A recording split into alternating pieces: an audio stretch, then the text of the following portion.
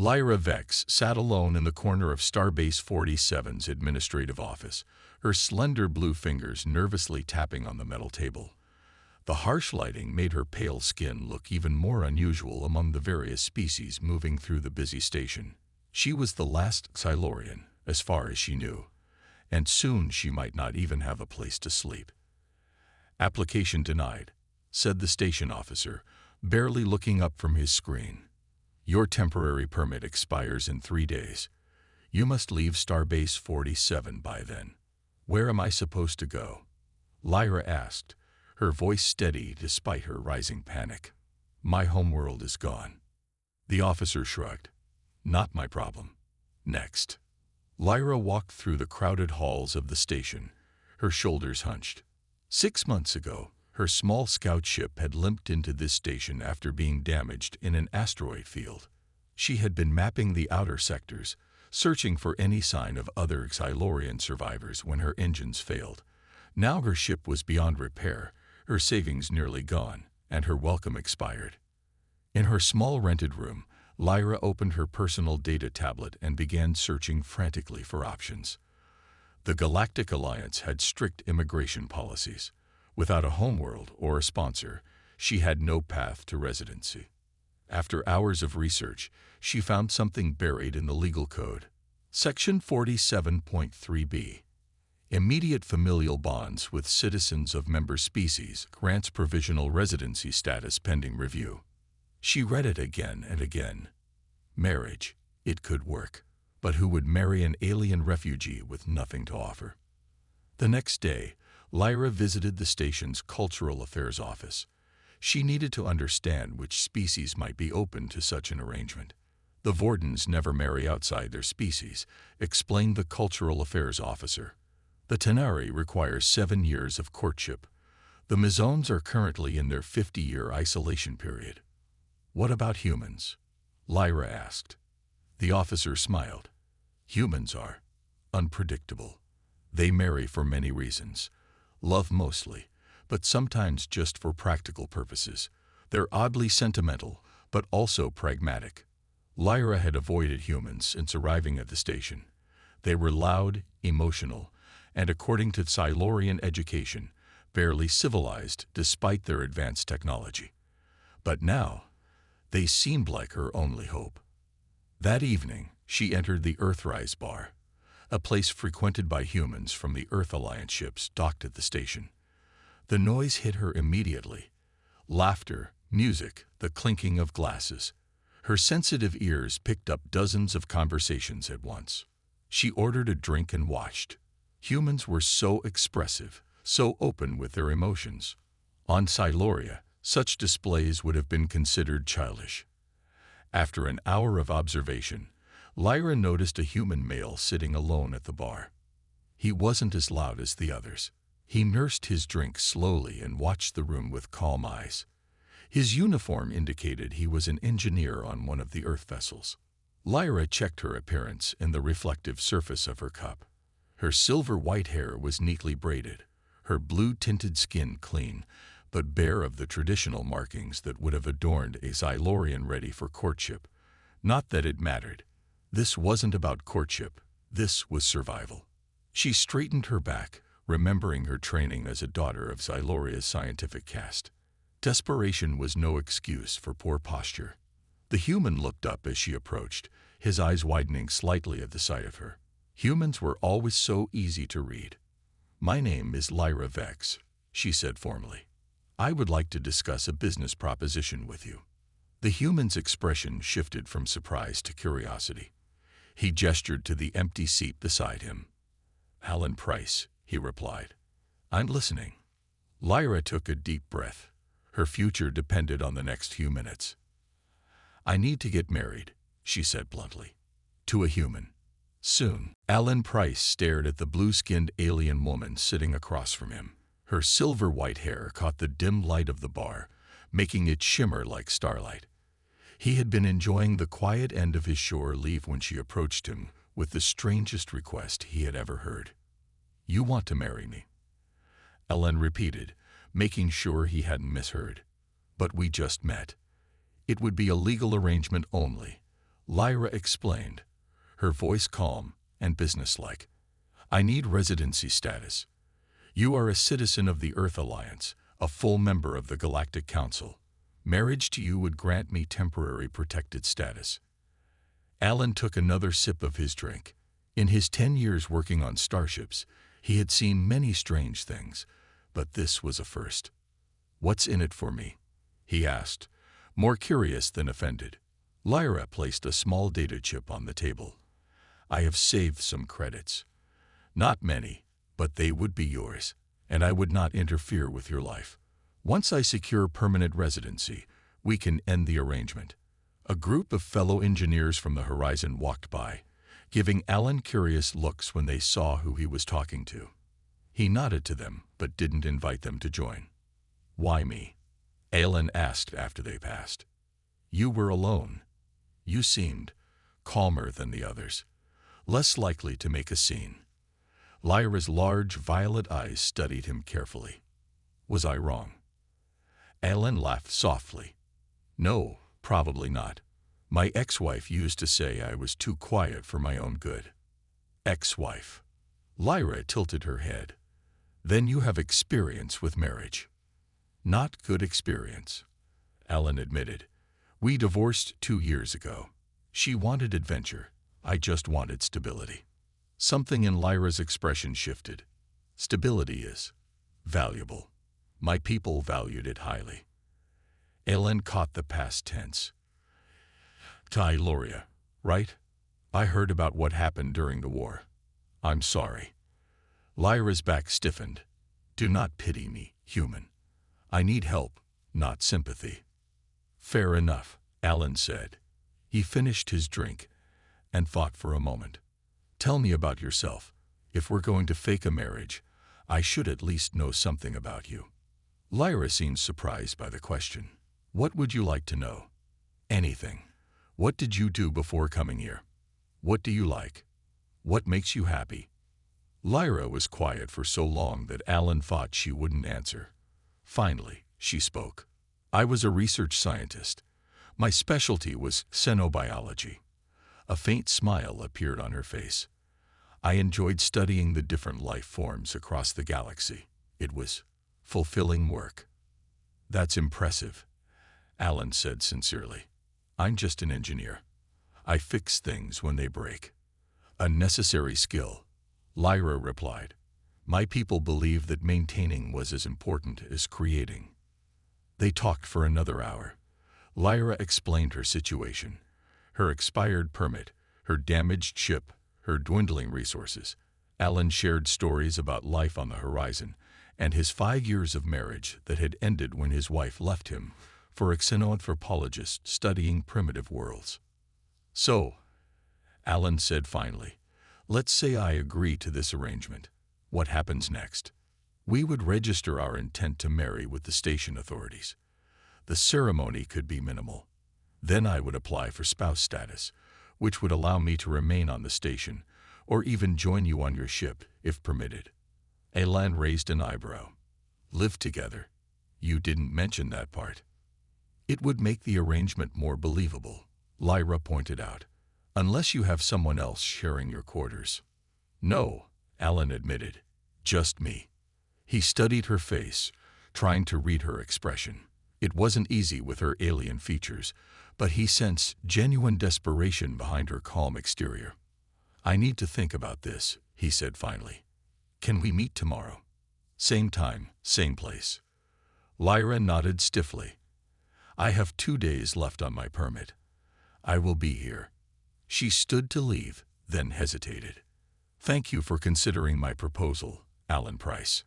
As she walked away, Alan wondered what exactly he was getting himself into. The marriage ceremony was brief. Reverend Linda Morgan, the station's human chaplain, read the standard words while 2 crew members from the horizon stood as witnesses. Alan wore his dress uniform. Lyra wore simple white clothing that she had bought with her last credits. By the authority of Earth Alliance and Starbase 47, I now pronounce you husband and wife, the chaplain said, looking between them with kind but knowing eyes. After the witnesses left, Reverend Morgan handed Lyra a small data chip. "Support networks for refugees," she said quietly, "just in case you need them." Lyra nodded stiffly. "Thank you. Take care of each other," the chaplain said, looking at both of them before leaving them alone in the small ceremony room. Alan cleared his throat. "So, we're married." "Yes," Lyra said, looking at the marriage certificate on her datapad. "I have already submitted my residency application. It should be approved within hours." "Good," Alan said. "My shore leave ends tomorrow morning. The Horizon leaves at 800 hours. Lyra looked up sharply.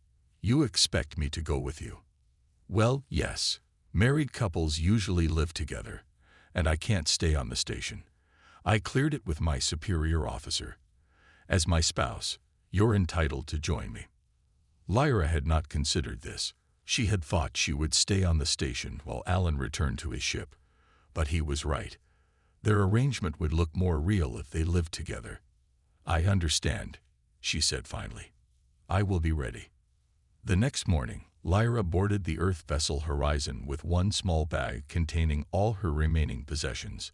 The ship was smaller than she expected, though well-maintained.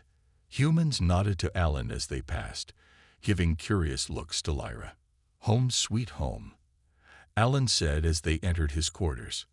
The room was small but tidy, with a bed, desk, small sitting area, and attached bathroom.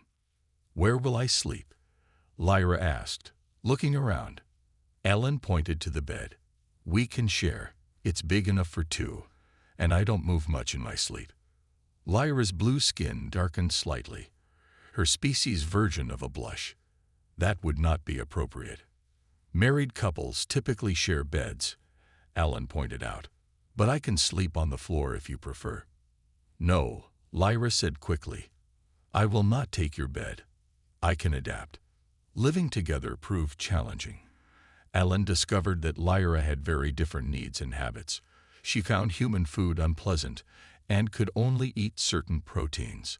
The ship's artificial gravity was slightly stronger than she preferred, and she needed less sleep than humans, often sitting awake for hours while Alan slept. Alan tried to make her comfortable, getting special food rations from the galley and adjusting the lighting to a spectrum that was easier on her eyes. Lyra found his efforts puzzling. "Our arrangement is legal," she reminded him one evening as he returned with another type of food for her to try. "You do not need to do these things." "Maybe not," Alan agreed. "But we're stuck together for now. Might as well make the best of it."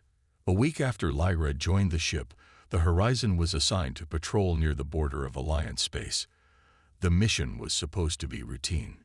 It wasn't. The attack came without warning. A ship with unknown markings fired on the Horizon, damaging several systems. The ship rocked violently, throwing both Alan and Lyra to the floor of their quarters. "All hands to emergency stations," came the captain's voice over the comm system. Alan jumped up. "I have to get to engineering," he said, already moving toward the door. Lyra followed him without hesitation.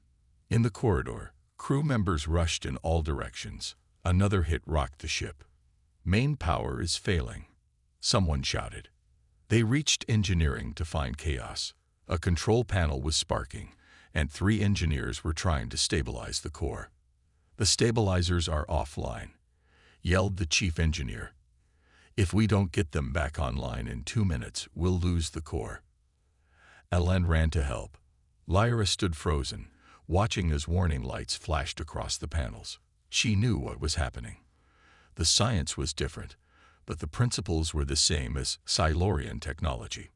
Without thinking, she moved forward, her hands reaching for the controls. "Step back," shouted the chief engineer as Lyra approached the controls. Lyra ignored him. Her blue fingers moved across the panel with surprising speed, entering commands that none of the humans recognized. The flashing red lights suddenly turned yellow, then green. The violent shaking of the ship gradually stopped. "What did you do?" Alan asked, staring at her with wide eyes.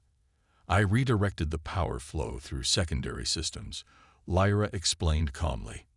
"The core is stable now, but it needs repair. The other engineers looked at each other in confusion. What she had done should not have been possible, especially for someone who claimed to have never worked on an Earth vessel before. The ship's intercom crackled. "Engineering, report. What's our status?" The chief engineer hesitated, then pressed the comm button. "Core stabilized, Captain. We're working on repairs now." "Good. We've driven off the attackers for now. Damage reports from all sections." As the crew worked to repair the damage, Alan pulled Lyra aside. "How did you know how to do that?" he whispered. Lyra avoided his eyes. "Silurian technology was more advanced than yours, but the basic principles are similar. I recognize the problem." "Well, thank you," Alan said. "You probably saved the ship." Lyra nodded stiffly. "I should return to our quarters. I do not belong here." But it was too late. Word of the alien woman who had saved the ship's core spread quickly through the crew. By the next day, everyone knew about her actions. That afternoon, Captain Sheila Washington summoned both Alan and Lyra to her office. "Engineer Price," the captain said formally. "And Mrs. Price, or do you prefer your own name, Ms. Vex?" "Lyra is fine," she replied quietly. The captain studied them both. "I understand you were married just before joining my ship. A rather sudden decision, wasn't it?" Ellen tried to look natural. "Sometimes you just know, Captain." "Indeed." The captain did not look convinced. "And I also understand that Ms. Vex displayed remarkable technical skills during yesterday's emergency, skills that weren't mentioned in her boarding papers." Lyra's face remained calm, but Alan could see her hands tighten in her lap. "I have basic scientific training, Captain, nothing special." "What you did was beyond basic," the captain said. "My chief engineer says your solution wasn't in any Earth Alliance manual." "I improvised," Lyra said. The captain leaned forward. "Let me be clear. I appreciate your help yesterday. You may have saved my ship and crew, but I don't like secrets on my vessel. Is there anything else I should know about you, Lyra Vex?" "No, Captain." The captain looked between them again. "Very well. You're dismissed, but I'll be watching." As they left the captain's office, Alan tried to reassure Lyra. "Don't worry. The captain's tough but fair."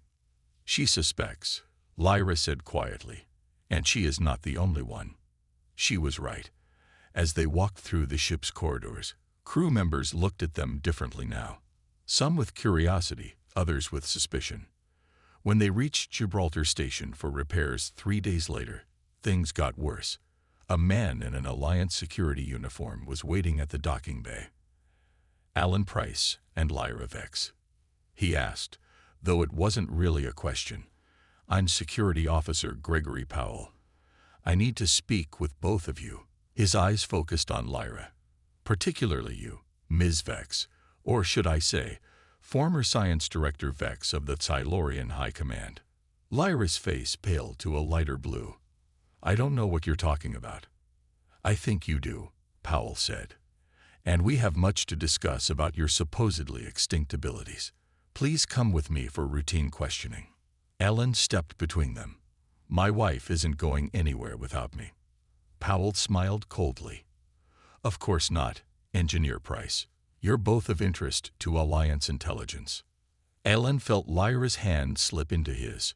For the first time since they'd met, she was holding on to him not for show, but because she was afraid. "It's okay," he whispered to her. "We'll figure this out." But as they followed Powell through the station, Alan wondered if their simple arrangement had just become much more complicated than either of them had planned. Security Officer Powell led Alan and Lyra to a small, windowless room deep in Gibraltar Station. The walls were plain metal, with only a table and 3 chairs inside. A security camera watched from the corner. "Wait here," Powell said before leaving them alone. Alan turned to Lyra as soon as the door closed.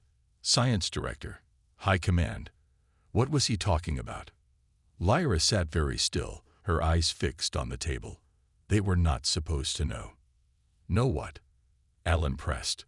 "Lyra, what's going on?" If we're in trouble, I need to know why." She looked up at him, and for the first time, he saw real emotion in her violet eyes, fear mixed with something like shame. "I did not tell you everything," she admitted quietly. "It was safer for you not to know." Before she could continue, the door opened and Powell returned with a data tablet. He set it on the table and played a video. It showed the destruction of a planet. Gyloria, Ellen assumed, but the recording wasn't from a distance as most news footage had been. This was from inside a ship very close to the planet. "This is classified Alliance footage," Powell said. "Do you know what it shows, Ms. Vex?" Lyra's hands trembled slightly. "The end of my world." "Yes," Powell agreed, "but not the way the public was told.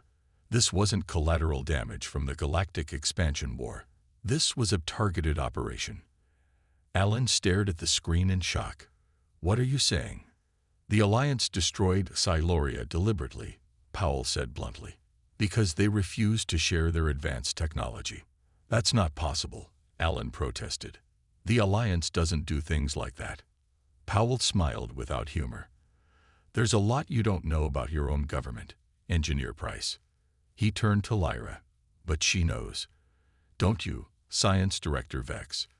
You were there when our ambassadors made the final demand." Lyra's voice was barely a whisper.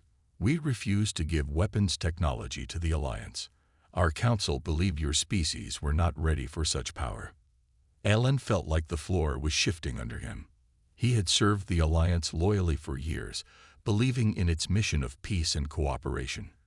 Could everything he believed be wrong? "Why are you telling us this?" he asked Powell. "Because I need her help," Powell said, surprising them both. He leaned closer to Lyra. "I know there were survivors, scientists, leaders, children sent away before the attack. Where are they?" Lyra's face hardened. "Even if I knew, I would never tell you." "You misunderstand," Powell said. "I'm not hunting them. I'm trying to warn them." He lowered his voice.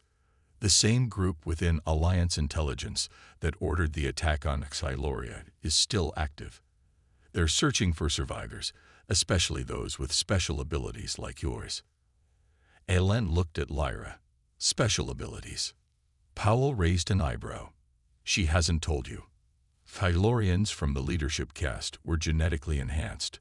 Faster reflexes, improved intelligence, and certain talents that vary by individual.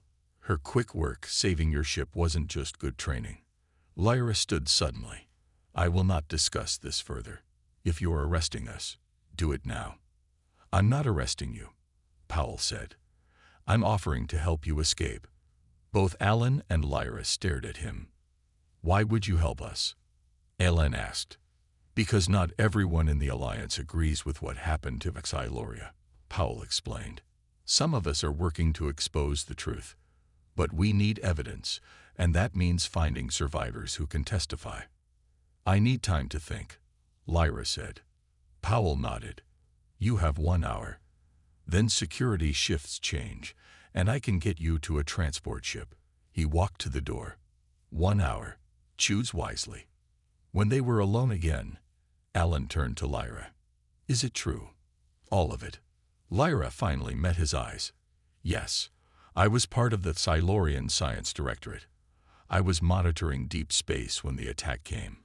My ship was damaged trying to return home." Her voice broke slightly. "I was too late." Alan tried to process everything. His government had destroyed an entire civilization. His wife, even if only on paper, was a high-ranking survivor with enhanced abilities. "What happens now?" he asked. "You should go back to your ship," Lyra said. "This is not your fight." Alan surprised himself with his answer. "Maybe it is now." Powell returned exactly 1 hour later. "Have you decided?" he asked. Lyra looked at Alan, who nodded. "We'll go with you," she said. "Good choice," Powell replied. He handed them both small devices. "Put these in your ears. They'll mask your biosignatures from station scanners." They followed Powell through service corridors and maintenance tunnels. The station was huge, with many areas rarely seen by regular visitors or crew. "My contact is waiting at Docking Bay 12, Powell whispered. "She flies supply runs to the outer colonies." As they turned a corner, they heard voices. 2 Alliance security officers were walking toward them. Powell pushed Alan and Lyra into a small storage room and stepped out to meet the officers. "Evening, gentlemen," they heard Powell say casually. "Just doing my rounds." "We heard you brought in 2 people for questioning," one officer said. "A human engineer and a blue alien woman." "Standard procedure," Powell replied.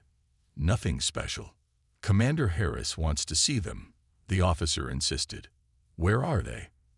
Through the crack in the door, Alan saw Powell's hand move toward his weapon. "They're being processed. I'll bring them to the commander when I'm done." The officers looked suspicious. "We'll come with you." Before anyone could move, alarms began blaring throughout the station. A voice came over the comm system. "Security alert. All personnel on duty. 2 fugitives have escaped custody. Engineer Alan Price and alien female Lyra Vex, considered armed and dangerous." The officers immediately drew their weapons, pointing them at Powell. "You're helping them escape." Powell reacted instantly, striking one officer while dodging the other's attempt to grab him. In seconds, both officers were unconscious on the floor. "Change of plans," Powell said as Alan and Lyra emerged from hiding. "We need to run."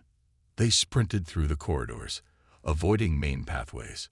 Security teams were everywhere, checking people's faces against images on their tablets. "Docking Bay 12, Powell panted as they ran. "Ship called the Stardust. Captain is Vanessa Kelly. Tell her Gregory sent you." "You're not coming?" Alan asked. "I'll create a distraction," Powell said grimly. "Get to the Fringe Worlds. Find others like her." Before they could argue, Powell took out his weapon. "Go now." 3 corridors down, then left. "The docking bay is right there." Lyra grabbed Alan's arm. "He's right. We must go." They ran as Powell fired his weapon into the air, shouting about finding the fugitives. Alarms blared louder, and they heard running footsteps heading toward Powell. When they reached Docking Bay 12, a small transport ship was preparing for departure. A woman with short red hair was checking cargo manifests near the loading ramp. "Captain Kelly," Alan called cautiously. The woman turned, her hand moving to a hidden weapon. "Who's asking?" "Gregory sent us," Lyra said quickly. Vanessa Kelly studied them for a moment, then nodded toward her ship. "Inside. Now." They barely made it onto the ship before security teams flooded the docking bay. Vanessa sealed the doors and rushed to the cockpit. The engines hummed to life. "Hang on," she called back to them. "Departure might get rough." Through the viewport, they saw officers surrounding the ship, signaling for them to power down. Vanessa ignored them, activating the ship's communication system. "Control, this is Stardust. Emergency departure required. Family medical emergency." "Stardust, you are not cleared for departure," came the reply. "Power down immediately." "Sorry, can't do that," Vanessa muttered, firing up the engines to full power. The ship lifted off despite the station's attempts to lock it down. Alarms blared as they pushed through the magnetic field and into open space. "They're sending pursuers," Vanessa called out as fighter ships launched from the station. Lyra moved to the co-pilot's seat. "I can help. I know evasive patterns they won't expect." Vanessa looked surprised but nodded. "Show me." For the next 20 minutes, they performed impossible maneuvers, twisting and turning until they finally lost their pursuers in an asteroid field. "Who exactly are you people?" Vanessa asked when they were finally safe. Alan looked at Lyra. "That's a complicated story." "I like complicated," Vanessa replied. "And we have 3 days before we reach the Fringe Worlds. Plenty of time for stories." 3 days later, the Stardust approached a small rocky moon orbiting a gas giant in the Fringe Worlds. From space, it looked uninhabited. "We're here," Vanessa announced. "Settlements hidden in those canyons." As they flew closer, Lyra pressed her hand against the viewport. I never thought I would see this place. You knew about it? Ellen asked, surprised. I hoped, Lyra replied. There were rumors among survivors. A safe haven. The ship landed on a flat area between canyon walls. As they stepped outside, 6 figures emerged from hidden doors in the rock face. All had blue skin like Lyra's, though with different markings and shades. One elderly Xylorian stepped forward. Identify yourselves, he demanded. Lyra straightened her back and spoke in a language Alan had never heard before. The elder's eyes widened. He replied in the same language, his voice filled with emotion. What's happening? Alen whispered to Vanessa. Family reunion. Looks like, Vanessa replied. Powell told me there might be other blue folks here. The elder approached Lyra and placed his hands on her shoulders. Science Director Vex, we thought you were lost. I nearly was, Lyra admitted. She turned to Alan. This is Alan Price, my husband. The elder looked at Alan with surprise. A human. This is unexpected. It's a long story, Alan said, feeling awkward. The elder studied him carefully. Any friend of Lyra's is welcome here. Come, both of you, we have much to discuss. They were led into the canyon settlement. Hidden behind rock walls were dozens of buildings, gardens, and what looked like research facilities. About 40 Xylorians lived there, all survivors or children born after the destruction of their homeworld. That evening, around a communal meal, Lyra told their story. Her desperate marriage proposal, their life on the ship, and their discovery of the Alliance's true actions against Xyloria. When did you learn I might be here? She asked the elder. An Alliance officer contacted us months ago, he explained. The same one who helped you escape. We've been working with a small network of humans who oppose what happened to our world. Alan felt strange hearing this. I served the Alliance my whole career, he said. I never knew what they were capable of. Most humans don't, the elder said kindly. That's why we need people like you. Later, as Lyra showed Alan around the settlement, she seemed different, more relaxed, more open. What happens now? Alan asked. With us, I mean. Our arrangement was for you to get residency, but that's not important anymore. Lyra stopped walking and faced him. The arrangement has served its purpose. You are free to go if you wish. Vanessa could take you somewhere safe, away from Alliance space. And if I don't want to go? Alan asked quietly. Lyra looked surprised. You would stay, even knowing the danger. I've been thinking, Alan said. I can't go back to my old life, knowing what I know now. And he hesitated. I care about what happens to you. Lyra's expression softened. In my culture, marriage is more than a legal document. It is a bond between equals who choose to face life together. Is that what we're doing now? Alan asked. Facing life together. I believe we are, Lyra said. If you wish it. The next morning, the settlement gathered for a ceremony. The elders stood before Alan and Lyra, wrapping their joined hands with a glowing blue cord. By the traditions of Xyloria, these two are truly joined, the elder announced, not by necessity or law, but by choice and respect. Alan looked at Lyra, seeing her not as the desperate alien who had proposed a business arrangement, but as a partner he had chosen, someone he admired and wanted to protect. What now? He asked softly. Lyra smiled, a real smile that reached her eyes. Now we find the other survivors. We gather evidence. We show the galaxy the truth. And then we build something new, she said, together. As they sealed their new vows with a touch of foreheads in the Xylorian tradition, Alan realized how far they had come. What had begun with a desperate proposal in a bar had become something neither of them expected, a partnership that crossed species, cultures, and the vast emptiness of space. Some bonds, it seemed, were stronger than any contract.